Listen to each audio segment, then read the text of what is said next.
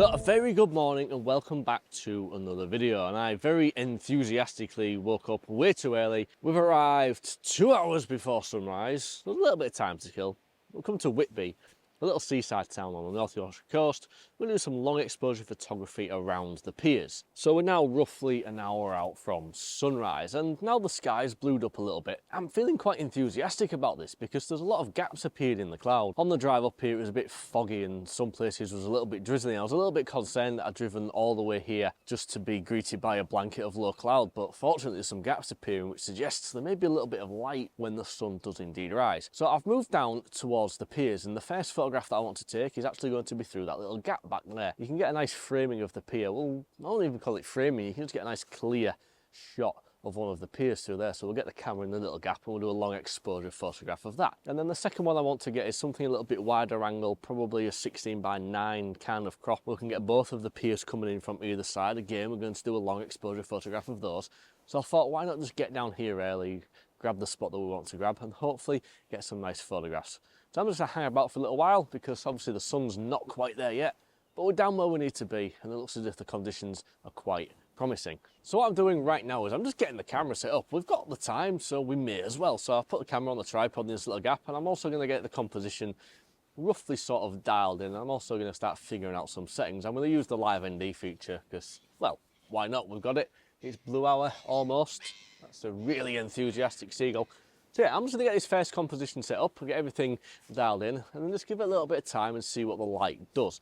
Now, from where the sun's going to rise, which is over in that direction, it's going to illuminate the pier in that direction, hopefully really quite nicer when the sun comes up a little bit. So let's get everything dialed in and set up. And then again, we're just going to wait around and see how things progress. But I can see a little bit of colour starting to appear in the sky. Ooh. Some of that low cloud is catching there is an edge of cloud that's catching some sort of pink orange colour. I wonder if that may spread across the sky. That would be awesome if that happens. So let's get things set up and start keeping an eye on the conditions over in that direction, because what happens over there is going to progress over there. So let's see what happens.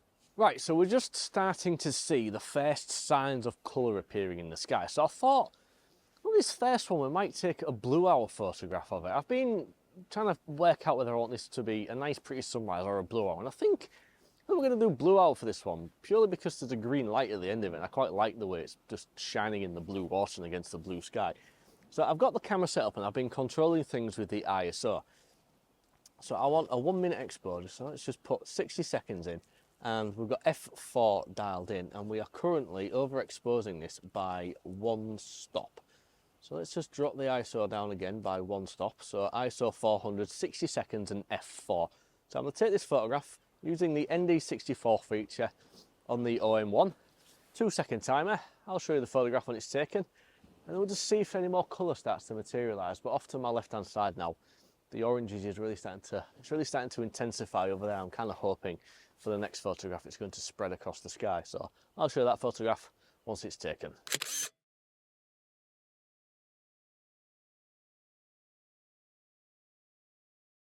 Alright, so it's time to take a photograph of both of the piers now, and I've moved onto this little wooden boardwalk, which I hate because I can see the water below me. I don't like that. But yeah, we're going to take a photograph of both of the piers in one shot now. So we're going to have one coming in from the left and one coming in from the right. Now, I've been up here handheld with the camera, so I know this is the spot to do it. I'm just trying to balance the tripod leg so we're not going to fall through a gap.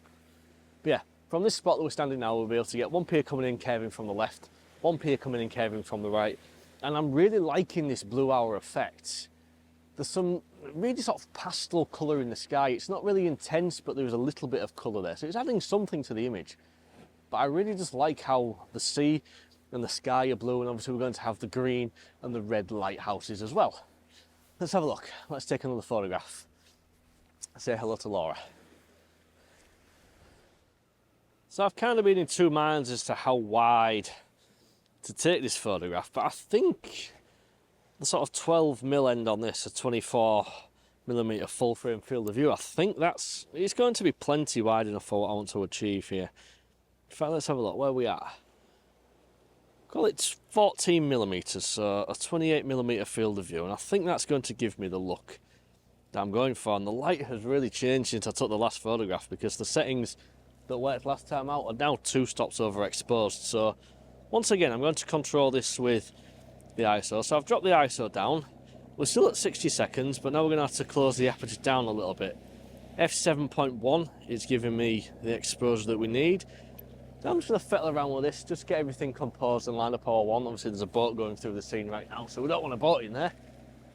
Let's get things set up and we'll take the second photograph. So unexpected problem.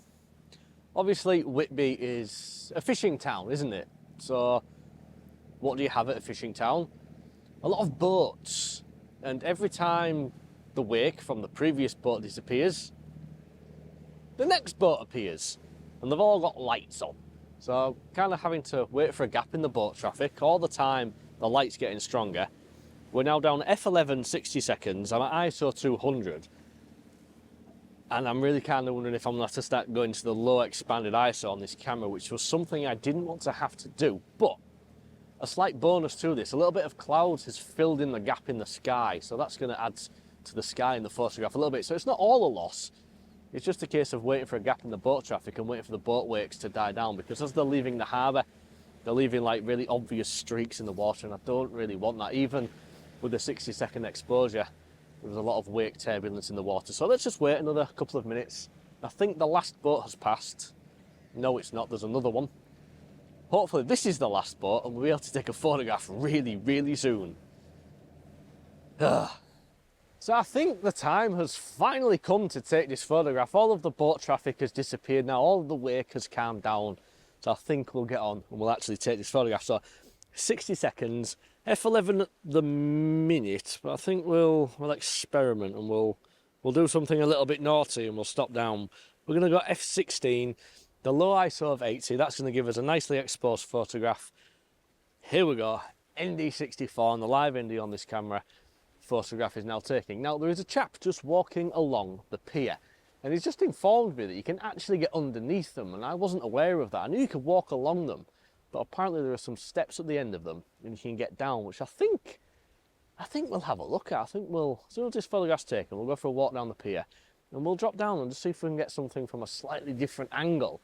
Maybe looking at the pier on the right hand side. I'm thinking if we get a wide angle lens on, maybe able to get something, maybe looking back as it's curving around away from you. Instead of having them curving away from you, we'll maybe able to get it curving towards you. I've seen photographs on the internet, but I've just always assumed it was maybe from a boat or from a drone. I didn't actually know you could get down underneath. So as soon as this photograph's done, I'll show you it and we'll head down underneath and see what we can get from down there.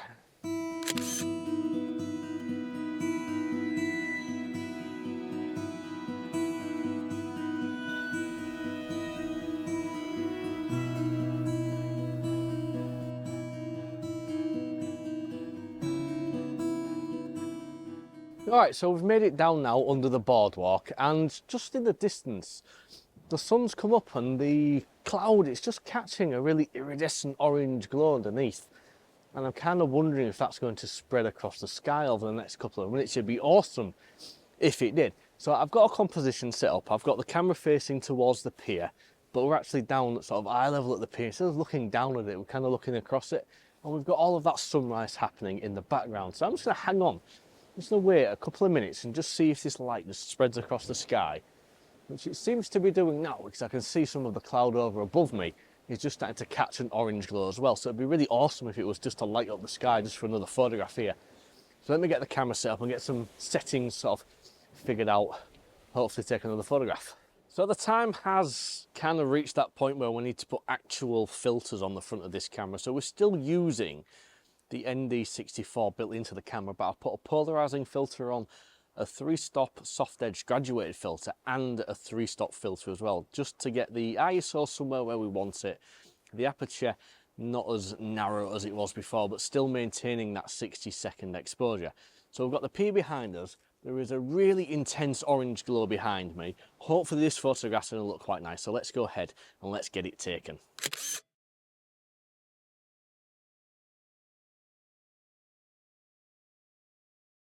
Alright, so I thought that photograph worked. Well, it worked all right, but I've just moved around a little bit further. We've just changed the angles a little bit, and it's allowing me to get a little bit more of the other pier in this as well. So we're going to have one pier coming arcing around from the left hand side of the frame, and the other pier just sort of off towards the right hand side of the frame.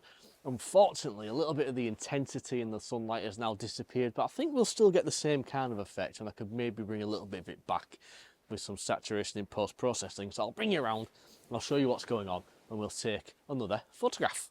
So here we are. I've just shifted around a little bit. You can see we're still getting this pier in, but if I move aside, there is a secondary pier just off to the right hand side of this, so we're going to try and get both of them in this shot. I don't know how well this is going to work. It might not be as clean as the last photograph, but I just thought we might try and just include another element into this one. So we're down at 60 seconds, f7.1, ISO 200, and we're still around a stop overexposed, still using the 3-stop grad, the 3-stop ND filter, and the polarizing filter. So again, using the live ND mode, here's this photograph.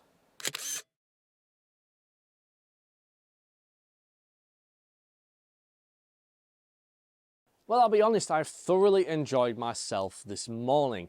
When I first arrived here, I thought it was going to be a bit of a grey out with all the low cloud and everything, so to get a couple of blue hour photographs just to kick things off, I was really pleased with that. And then to end on something of a sunrise with a little bit of colour in the sky, well, that just really made the morning for me. My original plan was to head back up towards where the car is and to get a wider vista of both of the piers and all of the harbour, but I think by the time we get up there, the light will have gone. This cloud is really starting to come over. There's a little bit of a fog starting to appear as well. So I think that'll be a waste of time. That's maybe a photograph to revisit at a later date. So thank you very much for watching today's video. If you did enjoy it as much as I enjoyed making it, please do give it a thumbs up and a like. It really does help the video out, and it brings new viewers, of course, to see my content. And if you liked it a little bit more than that, you can always press the subscribe button down below me, where you can see more micro fourth edge nonsense every single week. So until the next time, I'm going to love you and leave you and just say peace and goodbye.